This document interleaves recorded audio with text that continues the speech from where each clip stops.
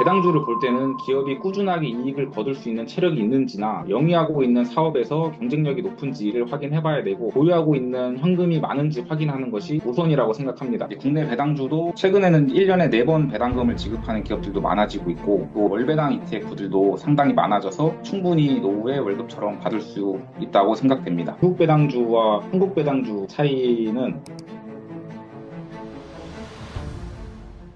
배당주 관련 유튜브 채널을 운영하고 있고, 또 네이버 블로그도 운영을 하고 있고, 네이버 카페도 운영을 하고 있고, 최근에 나는 국내 배당 투자로 빚을 다 갚았다라는 책을 출간하게 된 배당의 민족 김호진입니다. 네, 요즘 안정적으로 배당을 받고 싶다는 분들이 많아졌습니다. 한동안은 미국 배당주가 인기였는데요. 이제 한국 배당주도 노후에 월급처럼 받을 수 있을 만큼 성장했을까요? 국내 배당주로도 노후에 월급처럼 받을 수 있다고 생각합니다. 과거에 미국 배당주가 인기가 높았던 이유가 주주 친화적이고 1년에 4번 분기 배당을 하는 기업이 많았습니다. 그리고 미국 배당주 같은 경우에는 1, 4, 7, 10월, 2, 5, 8, 11월, 3, 6, 9, 12월처럼 분기 배당 기준일이 조금씩 달라가지고 잘 선택해서 분산 투자하면은 매달 배당금을 받을 수 있어서 인기가 높았다고 생각을 하는데, 국내 배당주도 과거에는 1년에 한 번 배당금을 지급하는 기업들이 많았었지만, 최근에는 1년에 4번 배당금을 지급하는 기업들도 많아지고 있고, 또 매달 배당금을 지급하는 월배당 ETF들도 상당히 많아져서 충분히 노후에 월급처럼 받을 수 있다고 생각됩니다. 사회 초년생 때부터 국내 배당주를 눈여겨봤다고 들었습니다. 그 나이에는 빠르게 오르는 주식에 눈이 가기 쉬운데 왜 하필 배당주였을까요? 저도 처음에는 정책적으로나 이슈가 있는 시가총액이 작은 급등주에 투자를 했었고, 결과는 당연히 손해를 많이 봤었습니다. 그래서 손해를 보기 싫어서 투자 공부를 열심히 했고, 근데 이제 주식 거래가 이루어지는 시간에는 제가 직장을 다니다 보니까 단기 트레이딩 하기가 매우 힘들었고, 또한 퇴근 후에 또 분석을 할 수도 있다라고 생각하지만, 제가 사업 실패를 한번 했어가지고 그거를 이제 대출을 상환하기 위해서 배달도 하고 부업 같은 거 하다 보니까 분석할 수 있는 시간이 부족했고, 그래서 결국에는 이제 시간을 많이 투자하지 않으면서도 안정적인 수익을 얻을 수 있는 방법에 대해서 고민을 하다가 배당 투자를 알게 되었고, 이제 배당 투자에 대해서 공부를 하다 보니 이제 제 투자 성향과 좀 맞다고 생각이 들어서 배당 투자를 시작하게 되었습니다. 예전에는 이제 한국 주식 배당이 짜고 재미없다는 말이 많았잖아요. 지금은 상황이 달라진 건가요? 맞습니다. 과거에 이제 분기 배당을 지급하는 기업이 많지 않았고, 대부분 국내 기업들은 결산 배당을 많이 했었습니다. 근데 결산 배당을 지급을 하면 보통 12월을 기준으로 배당을 많이 지급을 하다 보니까, 배당 투자 시장 쪽에서는 이제 찬바람이 불면 배당주에 투자하라라는 격언도 있었고, 또 배당 기준일이 지난 뒤에 배당락이 이제 크게 발생하면서 결국 조삼모사 아니냐라는 말도 있었습니다. 그러다가 이제 2020년대에 들어서 금융주도 분기 배당을 시작을 하고 있고, 최근에 이제 통신사들도 분기 배당을 시행하면서, 과거에 1년에 한 번 배당급을 지급하면 배당락이 크게 발생했었는데, 분기 배당을 하는 기업들이 늘어나면서 투자자들이 우려하는 배당락이 크게 발생하지 않고 있어서 투자의 연속성 측면에서 이제 많이 달라지고 있습니다. 그리고 2024년에 기업 밸류업 프로그램이 시행되면서 이제 주주가치 제고에 대한 목소리도 커져나가고 있고, 또 국내 배당 투자 쪽에서는 이제 ISA 계좌나 리츠 분리과세 제도 같이 이제 절세 측면에서 우호적인 상품들이 많이 있어가지고 국내 배당주가 점점 체질 개선을 하고 있지 않나, 그런 생각이 듭니다. 미국 배당주가 있고요. 한국 배당주 있잖아요. 실제로 계속 투자한다고 할 때 어떤 점에서 가장 차이가 있다고 느껴지셨나요? 미국 배당주와 한국 배당주 차이는, 제가 생각했을 때는 가장 큰 차이는 환율이라고 생각합니다.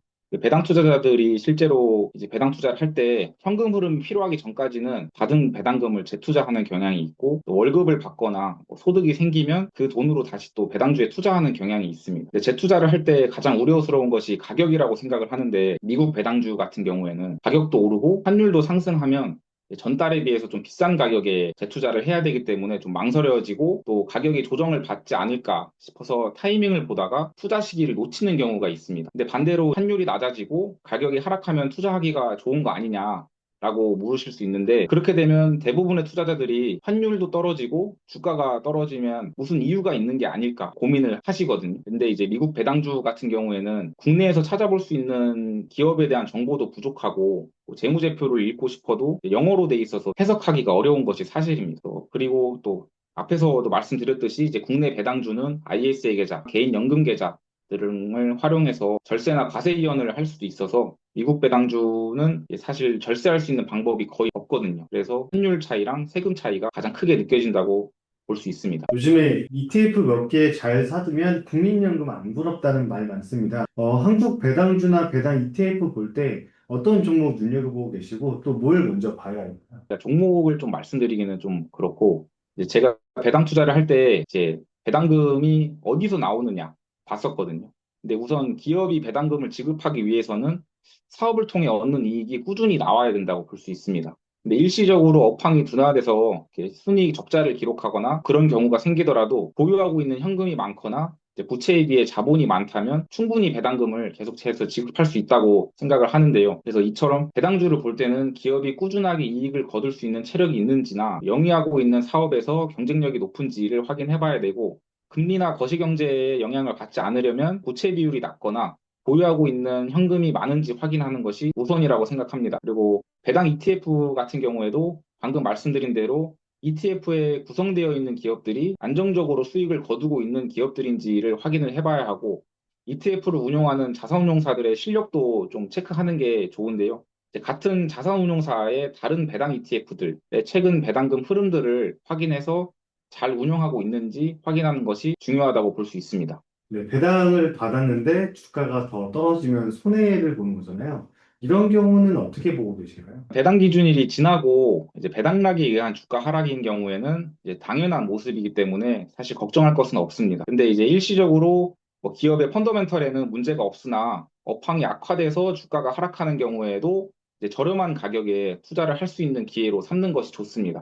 한 가지 예시를 들어보자면 SK텔레콤이 지난해 해킹 사태가 터지면서 이제 과징금이나 뭐 고객 이탈 등의 우려가 나타나면서 주가가 일시적으로 하락했던 적이 있었는데, 기업의 펀더멘털까지는 흔들리지 않았기 때문에 오히려 저렴한 가격에 매수를 할 수 있는 기회가 있었거든요. 그래서 이처럼 이제 기업의 펀더멘탈을 확인을 하고 주가 하락이 어떤 이유인지를 분석을 해야 됩니다. 근데 이제 일시적인 둔화가 아니라 뭐 경쟁에서 뒤처졌거나 장기적으로 기업의 수익성이 악화됐을 경우에는 사실 손절하는 게 좀 많이 힘드시겠지만 과감하게 손절하는 것이 이제 장기적으로 수익을 지키는 방법이라고 할 수 있습니다. 또 한 가지 예시를 들어보면 최근에 이제 JR 글로벌 리츠와 같이 채권에 문제가 생기면서 거래 정지가 되는 경우도 있기 때문에 투자 중인 이제 기업의 보고서나 사업 흐름 등을 지속적으로 체크하는 것이 필수라고 할 수 있습니다. 과거에는 배당 투자가 인기가 없었고 정책적으로도 별로 배당 투자에 대해 우호적인 시장이 아니었습니다.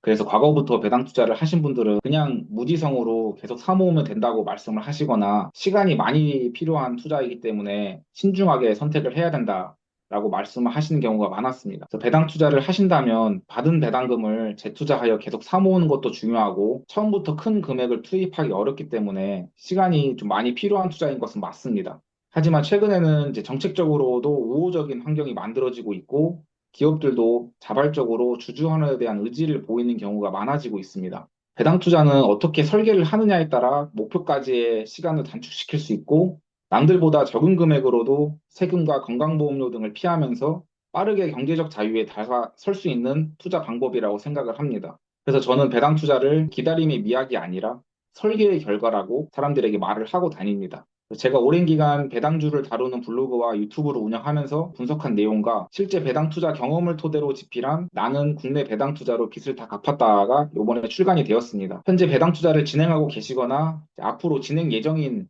투자자들의 시간을 단축시켜드리기 위해 집필을 했으니 많은 관심 부탁드리겠습니다. 그리고 마지막으로 배당 투자를 하신다면 오랜 시간이 걸리겠지만 끝까지 포기하지 않으신다면 분명히 남들보다 빠른 은퇴가 가능하시다고 생각을 하고 좀 안정적인 노후를 맞이할 수 있다고 생각을 하니까 끝까지 포기하지 않고 힘내셨으면 좋겠습니다. 그래서 뭐 추가적으로 혹시나 뭐 배당 투자에 대해서 궁금한 내용이 있으시다면 제가 운영하고 있는 이제 배당의 민족 유튜브 채널을 통해서 제가 운영하는 따로 단톡방도 있고 네이버 카페도 있으니까 편하게 찾아와서 많이 물어봐 주시면 감사할 것 같습니다.